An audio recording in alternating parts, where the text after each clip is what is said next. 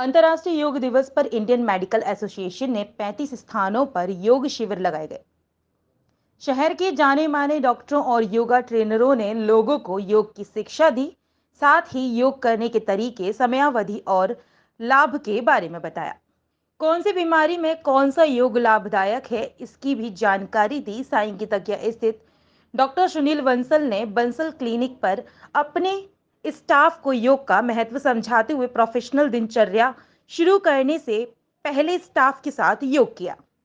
कहने को यह बड़ी छोटी सी बात है। स्टाफ में मुख्य रूप से भूरी सिंह, मोनू सिंह, संजीव कुमार, आशीष उपस्थित रहे। अन्य अस्पतालों के पार्कों, अपार्टमेंट के पार्कों में भी योग शिविर लगाए गए और चिकित्सकों ने लोगों को योग कराया। मैं डॉक्टर सुनील बंसल।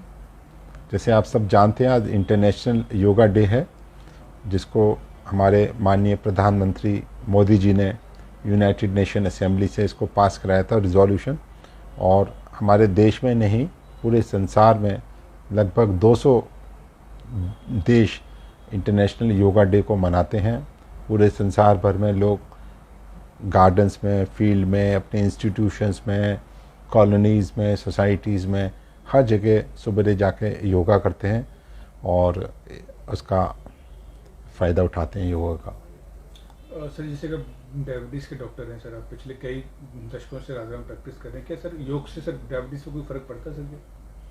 देखिए, योग पे आजकल बहुत काम चल रहा है, पहले भी होता था, और जब से ये इंटरनेशनल योगा डे डिक्लेयर हुआ है, वेस्टर्न साइंटिस्ट की भी इस पर निगाह गई है, उस पर रिसर्च चल रही है, और ये देखा जा रहा है कि अगर हम बिल्कुल सूक्ष्म माइक्रोस्कोपिक लेवल पे देखें तो योगा करने से डायबिटीज़ में जो इंसुलिन रेजिस्टेंस होता है, जो एक मुख्य कारण होता है डायबिटीज़ होने का, वो इंसुलिन रेजिस्टेंस कम हो जाता है पहली बार, जिससे शुगर का कंट्रोल अच्छा हो जाता है।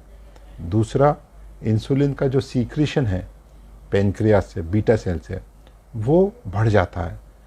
ख़ास तौर से कुछ ऐसे योग हैं, ऐसी क्रियाएं हैं, वो पेनक्रियास में दबाव डालती हैं, उसका सर्कुलेशन बढ़ाती हैं, जिससे इंसुलिन का सीक्रेशन बढ़ जाता है।